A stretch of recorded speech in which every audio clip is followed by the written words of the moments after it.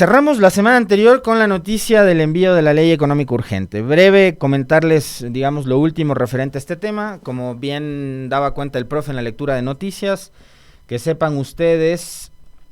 que el CAL, el Consejo de Administración Legislativa, sesionó ayer. Entiendo que a las 10 de la mañana convocó el presidente Kronfle a la reunión. Su voto además fue dirimente porque quedaron 3-3. No se olviden que la conformación del CAL son 7 voluntades: presidente, 2 vicepresidencias, 4 vocalías, da un total de 7, ¿no? La votación quedó 3-3 y el voto de Kronfle finalmente fue dirimente. ¿Esto para qué? Para calificar el proyecto de ley económica urgente, que entre otras cosas plantea la elevación del impuesto al valor agregado del 12 al 15%, como parte de las soluciones para recaudar dinero para la guerra, ¿no? Así lo ha planteado el gobierno nacional y el presidente Noboa. Entonces, el proyecto de ley fue calificado, ha sido enviado a la Comisión de Desarrollo Económico, que la preside la legisladora Valentina Centeno, de la bancada de ADN, la bancada oficialista, es asambleísta de gobierno, y tendrán como plazo máximo hasta el 10 de febrero para definir si se aprueba o no este proyecto de ley económica urgente en la Asamblea. Digamos, eso es lo último con respecto de esta nueva ley urgente que ha sido enviada por el gobierno a la Asamblea. Pero creo que valdría la pena también comentar cuáles fueron antes de pasar al tema de la seguridad, que me imagino yo es lo que ustedes quieren escuchar, conocer, a pesar de que el profe ya hace un recuento y un resumen casi completo de todo lo que pasó en este fin de semana, porque han ocurrido cosas en las últimas horas que vale la pena también mencionarlas y que se suman a este escenario en el cual la fuerza pública ha tratado de tomar, mediante el cual ha tratado de tomar nuevamente el control de las cárceles del país. Pero las reacciones no fueron del todo alentadoras para la propuesta del gobierno, más allá de que sí resulta un poco extraño, al menos que sea justamente el voto del presidente de la Asamblea, que es social cristiano, el que da lugar a la calificación de este proyecto de ley y al envío a la comisión para que empiece su tratamiento. ¿Por qué les digo esto? Porque la tesis del Partido Social Cristiano, como lo conversábamos con ustedes durante el programa del viernes, desde hace algunos años atrás, sobre todo después de que ellos mismos se metieron un tiro al pie cuando eliminaron el impuesto a la renta y reemplazaron ese impuesto con el de la circulación de capitales y le metieron un duro golpe a la economía de los ecuatorianos en general, pero más a la economía, digamos, de las clases medias, clases populares, ¿no? Entonces, en esa época, cada vez que usted cobraba un cheque, tenía que pagar el 1% al momento de cobrar el cheque, ¿no? Usaba el cajero y tenía que pagar el 1%. O sea, era un error que además fue promovido por el propio Nebot, que fue el proponente de aquella propuesta de ley, ¿no? De cambiar el impuesto a la renta, que dejaba de golpear, digamos, a las personas que más ganaban y reemplazarlo por este impuesto a la circulación de capitales que terminaba afectando a todo el mundo que hacía una transacción bancaria. Entonces, desde ese entonces el Partido Social Cristiano ha mantenido la tesis de no más impuestos y de oponerse a cualquier tipo de iniciativa que lo que promueva sea el incremento de impuestos. Pero a pesar de esa postura del Partido Social Cristiano, el presidente Kronfle finalmente, siendo de la tienda social cristiana, ha dado lugar a la calificación del proyecto de ley, ¿no? Para que empiece a ser tramitado por la Comisión de Desarrollo Económico. Y digo esto ¿por qué? Porque el Partido Social Cristiano, junto a la Revolución Ciudadana también, de hecho creo que la Revolución Ciudadana fue la primera bancada en pronunciarse en contra de esta iniciativa del gobierno nacional, fueron dos de las primeras organizaciones políticas en oponerse a que el costo de la guerra contra estas bandas de crimen organizado lo asumamos todos los ciudadanos, porque usted al momento de ir a hacer una adquisición, la compra de algún producto, ahora va, sigamos, es que a partir del 10 de febrero, así lo decide la Asamblea y da luz verde a la propuesta de ley económica urgente del gobierno, tendremos que pagar un incremento de 3 puntos del IVA. Entonces hay posturas ya firmes, como la de la Revolución Ciudadana y la del Partido Social Cristiano, que no están a favor del incremento del IVA, y menos todavía en momentos como los que está atravesando el país, que yo quisiera sumarle a un hecho esto. Digamos, hay corrientes y hay sectores que de paso están queriendo que el gobierno, una vez que ya ha planteado la posibilidad de incrementar el IVA al 15%, de una vez y por todas zanje esta discusión que tiene el país desde hace mucho tiempo atrás, pero que cobró fuerza a partir de lo ocurrido en 2019, que es la revisión de los subsidios a los combustibles. Y yo no sé si en este momento, digamos, querrán estos sectores que son mucho más radicales ir a la eliminación total de los subsidios o a lo que denominan focalización, que es, digamos, que se mantenga el subsidio para los sectores, si se quiere, productivos, o para los sectores populares, para los que más necesitan justamente de la cobertura de un subsidio. Pero ya hay, digamos, algunos actores políticos, mediáticos también, que están diciendo ya de una vez, vas a incrementar el IVA, vamos, eliminemos los subsidios a los combustibles, ¿no? Que es un tema, como les digo, que debe ser analizado técnicamente, me imagino yo también tomando en cuenta el nivel adquisitivo que tiene a esta hora el ecuatoriano, la ecuatoriana, los hogares, y los golpes que han sufrido y que hemos sufrido en este país durante los últimos años, por lo menos los últimos, yo creería que un poquito más de 6 años, ¿no? Porque este asunto viene desde la caída de los precios justamente de la gasolina, de los minerales, pero después hay que sumarle hechos que fueron provocados por gobiernos como el de Moreno y el de Lasso, pero también, y en medio de todo eso, una pandemia, que digamos la pandemia no... Sobre el tema de la pandemia, más allá de los malos manejos sanitarios, políticos, administrativos y económicos que hubo, por ejemplo, mientras la gente se moría en los hospitales, no había ni siquiera pruebas para detectar el COVID, y a usted, por ejemplo, le costaba $80 ir a un laboratorio y hacerse una prueba para determinar si estaba o no contagiado. El Estado y el ministro de Finanzas de esa época, el señor Martínez, que después fue premiado con un altísimo cargo en uno de los multilaterales, creo que era el BID, ¿no? Le dieron una vicepresidencia en donde ganaba un sueldo de más de $30,000, andaba especulando con los recursos públicos, ¿no? Entonces, me da la impresión de que van también por ahí a pedirle al gobierno que siga pensando en la posibilidad de tomar decisiones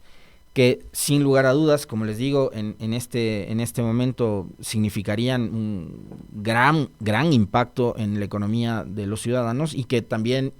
y han recibido respuesta de algunos sectores sociales, como por ejemplo el presidente de la CONAIE, Leonidas Issa, ha advertido al gobierno con respecto de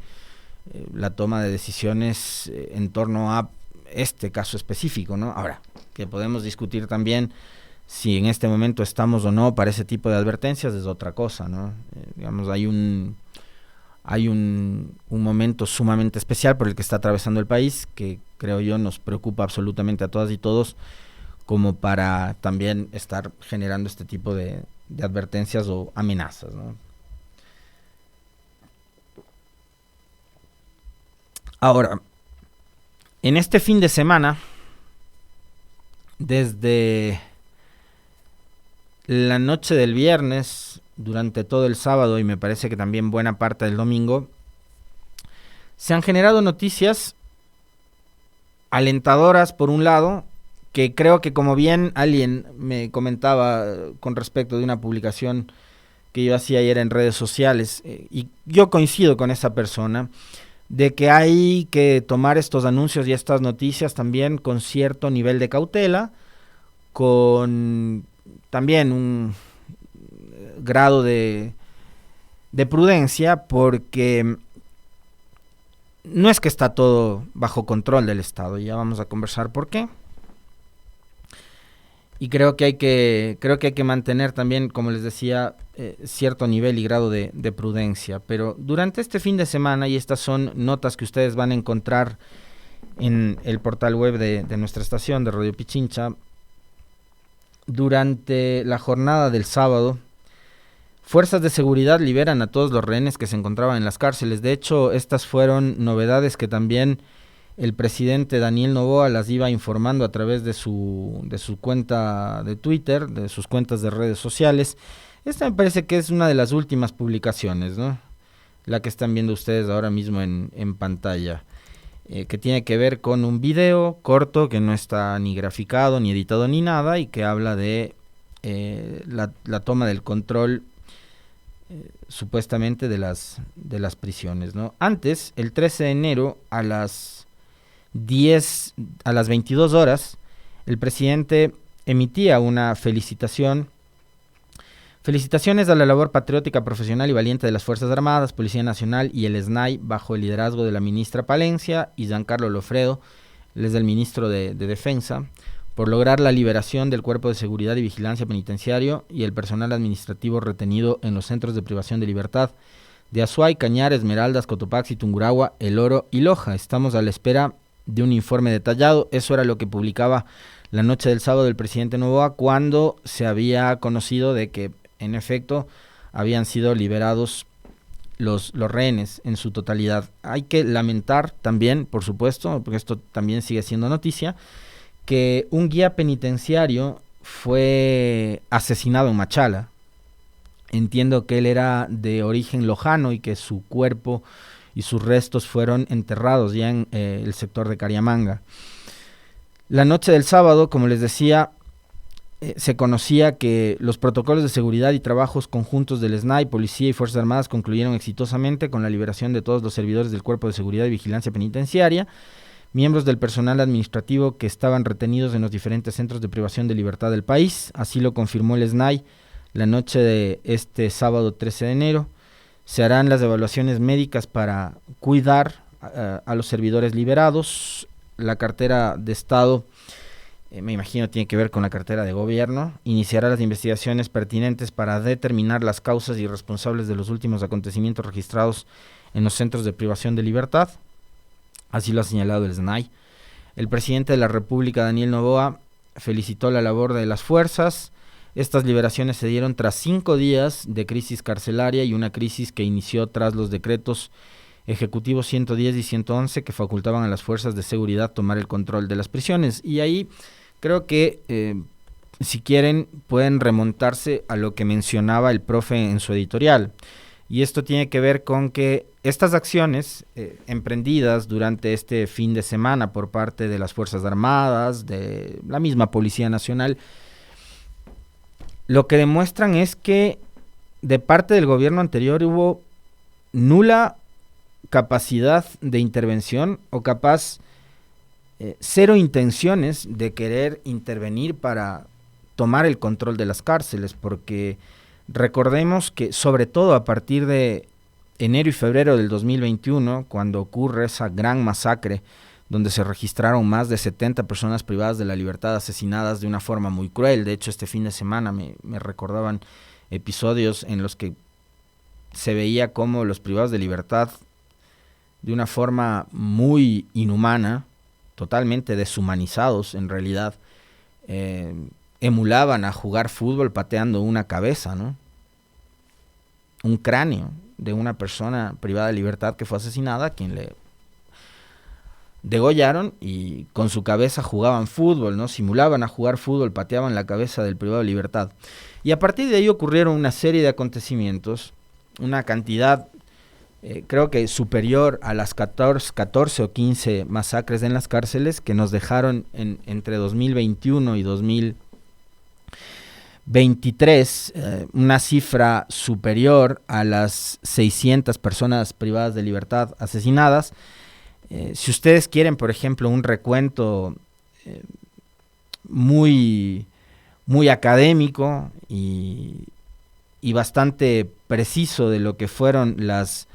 masacres en las cárceles. Les recomiendo que lean o busquen el libro Matar y dejar morir de Jorge Paladines, ¿no? Del doctor Jorge Paladines, que entiendo en estos días va a estar también conversando con nosotros en este espacio. Ahí están resumidas, detalladas todas estas masacres y episodios que ha vivido el país en los últimos años, ¿no? Y como les decía, digamos, revisando justamente los acontecimientos de este fin de semana, daría la impresión de que en el gobierno de Guillermo Lasso no hubo la voluntad ni las intenciones de querer resolver estos problemas con la intervención justamente de la fuerza pública. Hoy estamos viendo que no había necesidad ni de reformar la Constitución, ni de consultas populares, ni de nada por el estilo, como para que la fuerza pública intervenga y una vez que reciban la orden y las disposiciones por parte del gobierno nacional y del presidente Noboa en este caso, puedan intervenir y en primera instancia liberar, por ejemplo, a las personas que han sido retenidas o secuestradas. A esto habría que añadir además un hecho adicional, que el suboficial de policía Alberto Gómez, quien permanecía desde la semana anterior también en condición de secuestrado, retenido, y de quien circularon unos videos espantosos en redes sociales que yo les decía no los iba a compartir porque eso me da la impresión que es abonar a esa intención que tienen estos grupos de crimen organizado de viralizar esta suerte de videos en redes sociales para atemorizar a la población, para meterle mucho miedo en la gente. Fue también liberado. Y aquí creo que hay que hacer un llamado de atención también a los medios de comunicación y periodistas que lamentablemente y por buscar seguidores o buscar likes, postean y publican lo primero que se encuentran en redes sociales sin antes verificar, contrastar o tener algún tipo de confirmación sobre si los hechos son o no son reales. Entonces había una escena en donde se le veía al policía Alberto Gómez sometido por delincuentes y donde se veían no menos de 3 pistolas rodeándole la cabeza, le arrojan al piso, ¿no?, boca abajo y empiezan a disparar. Y a propósito de ese video, hubo, no sé si varios, pero por lo menos un medio digital, una cuenta de redes sociales, que además ya tiene algunos antecedentes, que publicó eso como que si el policía hubiese sido asesinado. Entonces, creo que sí hay que hacer un llamado, sobre todo al manejo responsable de este tipo de información, porque detengámonos por un segundo a pensar en lo que pasa con la familia de este policía. Y después, más allá de lo que ocurre psicológicamente con si el policía Gómez tiene esposa, hijos, madre, hermanos, padre, amigos, etcétera, lo que provocaría esto en la sociedad, que es lo que yo les decía hace un momento, ¿no?, que además es parte de esta guerra psicológica que tratan de imponer estos delincuentes a través de la circulación de redes sociales, de muchos videos que además se ha demostrado a estas alturas que son falsos, en donde se veía a guías penitenciarios que eran colgados del cuello, a guías penitenciarios que eran asesinados, incluso la misma toma esta de un canal de televisión, que parecería que lo que buscaron o buscaban es tratar de atemorizar a la población, ¿no? Además con simulaciones, porque finalmente no han asesinado sino a más de un guía penitenciario, que de hecho eso ya es malo, por supuesto. No tenía que haber sido asesinado ningún guía ni ningún servidor público en este caso, pero han asesinado a uno. Pero trataban de mostrar que ellos tenían el control de la situación y que eran y que estaban digamos tratando de aniquilar o de eliminar a los guías penitenciarios, cuando vemos que por lo menos ahora todos o casi todos han sido liberados, ¿no? Pero como les decía, creo que hay que ser muy cautelosos y muy responsables en el manejo de este tipo de información, porque está bien que las fuerzas del orden hayan ingresado a las cárceles a tomar control o a tratar de tomar control de la situación, pero tampoco es que el asunto está resuelto, tampoco es que las cosas están bajo control, justamente porque ayer mismo, en horas de la tarde, circulaba la noticia de que en la cárcel de Esmeraldas, que es de donde también exhibieron estas fotos muy al estilo Bukele, y me parece que ahí, yo no sé si esa estrategia ahora mismo es del todo positiva. Ahí están viendo ustedes, estas mismas imágenes las vimos durante el gobierno de Guillermo Lasso, ¿no? Entonces ahí están con el pecho desnudo, los privados de libertad, con ropa interior o con un short y en el mejor de los casos con unas chanclas, pero se les ve, ¿no?, sometidos por la fuerza pública, por militares y policías. Pero después, resulta que después de ver estas imágenes, hay nuevas incursiones dentro de las prisiones y la fuerza pública sigue encontrando armas.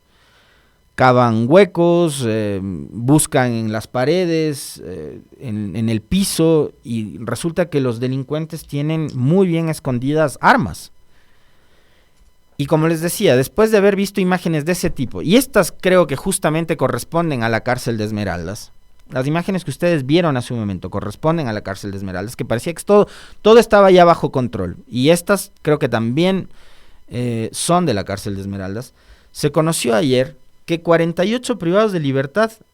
desaparecieron mágicamente de la cárcel de Esmeraldas. Que nadie sabe dónde están estas personas privadas de la libertad.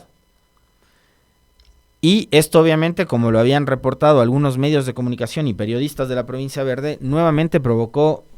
preocupación y algo de temor, de miedo, por supuesto, en la población de la capital provincial. Porque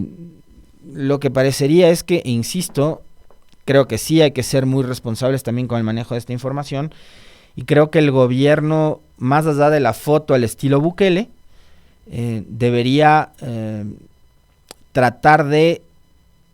no solo de convencernos a los ciudadanos de que tienen bajo su control las cárceles, sino que en realidad lo que debería pasar es que la fuerza pública no debería abandonar estos centros de privación de libertad, porque lo que pasa es que, y me da la impresión que, como además lo veíamos, esto lo analizamos junto a ustedes con mucho detenimiento a partir de unas declaraciones de un guía penitenciario después del asesinato del alcalde de Manta, de Agustín Intriago. Recordarán ustedes que el asesinato del alcalde de Manta ocurre en un fin de semana en donde también se registraron incidentes en las cárceles. Hubo ese fin de semana de junio un incidente en la cárcel del Litoral, y en medio de ese incidente ocurrió el asesinato del alcalde de Manta. Y ahí nosotros junto a ustedes revisamos una declaración de un guía penitenciario que decía: lo que ocurre es que ingresa la fuerza pública, en este caso, o en ese caso, en ese entonces, la Policía Nacional, pasa que después se van y todo vuelve a ser igual que antes. Entonces, ahora que ya no son los policías, sino que son los militares, las Fuerzas Armadas, quienes han ingresado a tratar de tomar el control de los centros de privación de libertad, lo que debería hacer el gobierno es lograr que la permanencia de la fuerza pública, al menos hasta que se pueda garantizar mínimos niveles de seguridad, sea permanente. Y de ahí creo que vale la pena nuevamente mencionar algo que lo conversábamos junto a ustedes durante la semana anterior, tras el anuncio del presidente de insistir en su propuesta de construir 2 nuevas cárceles. Es en estas que están tratando de retomar el control, con la presencia de los militares dentro de las cárceles, tratando de impedir que nuevamente ingresen armas, droga, dinero, cualquier licor, cerdos, jirafas,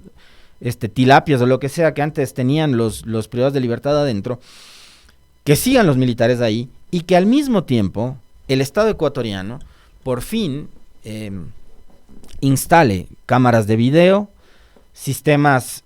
cerrados, ¿no?, de televisión y vigilancia, como para que haya una central además dentro de la misma cárcel y que esté conectada con el ECU, qué sé yo, para que puedan estar permanentemente vigilando a los privados de libertad, qué es lo que hacen, a qué actividades se dedican, etcétera, y que al mismo tiempo se instalen filtros a los ingresos a las cárceles, y no solamente por los ingresos peatonales, sino también por donde ingresan, por ejemplo, los vehículos de la alimentación, de la comida, de los privados de libertad, escáneres, qué sé yo. Creo que, y además, si van a tener ingresos extras, si es que finalmente la ley económica urgente logra ser aprobada por la Asamblea, el gobierno tendrá ingresos extras. Ojalá esos ingresos extras sean invertidos en estos equipos tecnológicos, como para que, además, digamos, con la tecnología lo que se consigue es que ya no sea necesaria la presencia de la fuerza pública. O sea, incluso pensando a futuro, eso te genera un nivel de ahorro, ¿no? Ya no hay necesidad de que estén, qué sé yo, 500 o 1000 policías vigilando a los privados de libertad, sino que tienes instaladas cámaras mediante las cuales les estás permanentemente vigilando, pero que el personal, además, que se encargue de vigilar, los vigile, pues no que sea como pasaba en el gobierno de Lazo. No se olviden, por favor, siempre hagan memoria, en el gobierno de Lazo hubo personal del ECU que estaba trabajando en complicidad con Norero y con los matones de Norero, que hacían seguimientos de actores políticos. No se olviden de esos detalles. Entonces, el personal, hay que hacer trabajos también muy minuciosos, muy estrictos, pruebas de confianza, para saber qué tipo de personal tienen trabajando en el SNAI, qué tipo de personal tiene el Estado trabajando en el ECU 911, para que después estas personas no se vendan al primer delincuente o narcotraficante que venga y le ofrezca una X cantidad de dinero, ¿no? Entonces, no solo se trata de instalar equipos de seguridad, sino que esos equipos de seguridad estén manejados por personal y por funcionarios que sean lo absolutamente decentes, honestos, transparentes, que le garanticen a la fuerza pública en general, en este caso a los militares, a los servicios de inteligencia y después a la policía, el acceder a información precisa, real, y que estén permanentemente, además, vigilándoles a los privados de libertad. Creo que eso es importantísimo. Y quiero cerrar el comentario hoy repitiendo nuevamente lo que les mencionaba la semana anterior, porque además con eso también cerramos la semana pasada. Puede resultar a esta hora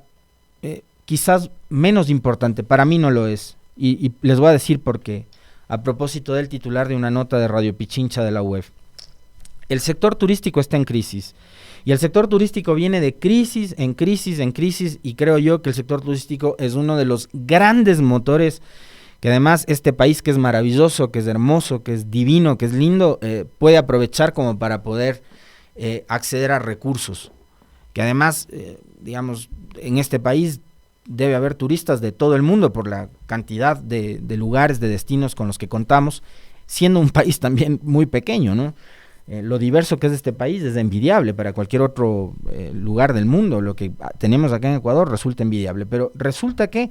80% de viajes han sido cancelados en la última semana. Eso pasa con el sector turístico. La crisis de seguridad que vive el Ecuador preocupa al sector turístico debido a que ya se reporta una fuerte disminución de las reservas en varios destinos. El representante de hoteles de Quito, Mauricio Letord, explicó que en el momento que se declaró un conflicto armado interno en Ecuador, las compañías de seguros de salud y de vida internacionales no quieren brindar la cobertura a los viajeros. De igual manera, lamentó que no existe una distinción de zonas. Todo el Ecuador es considerado como escenario de conflicto, a pesar de que las autoridades del sector impulsan una buena campaña para tratar de opacar de alguna manera las malas noticias. Y esto es real, porque yo el fin de semana tuve la oportunidad de irme hacia Imbabura a recorrer algunos de los lagos y ya sabes, no pasa nada, ¿no? No pasa nada, súper seguro andar, y andaba en la moto, pero me sentí muy seguro andando por la carretera, visitando lugares como Cotacachi, como Otavalo, en fin. Pero lo que preocupa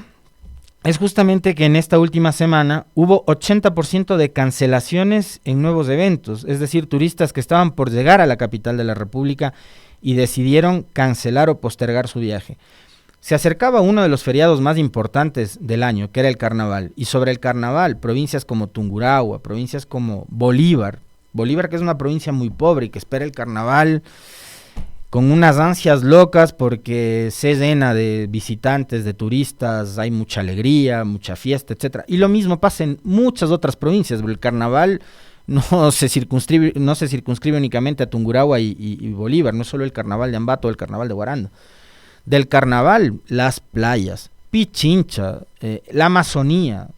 tratan de sacarle el mayor de los provechos al recibir turistas. Y hoy resulta que, después de lo que pasó en el 19, después de una pandemia que nos encerró durante casi un año, un poco más de un año, después de lo del 22, hoy nuevamente tenemos que encerrarnos y tenemos que casi que paralizar y detener nuestra economía por otros efectos, en este caso el de la violencia. Entonces creo que sí hay que ponerle mucha atención también a cómo estas situaciones de absoluta gravedad ponen también en riesgo la estabilidad económica del país y de muchos otros negocios particulares también, por supuesto, como son los hoteleros, los servicios, restaurantes, etcétera. Y creo que eso es algo a lo que el gobierno nacional, las autoridades de este país tienen que ponerle mucha atención.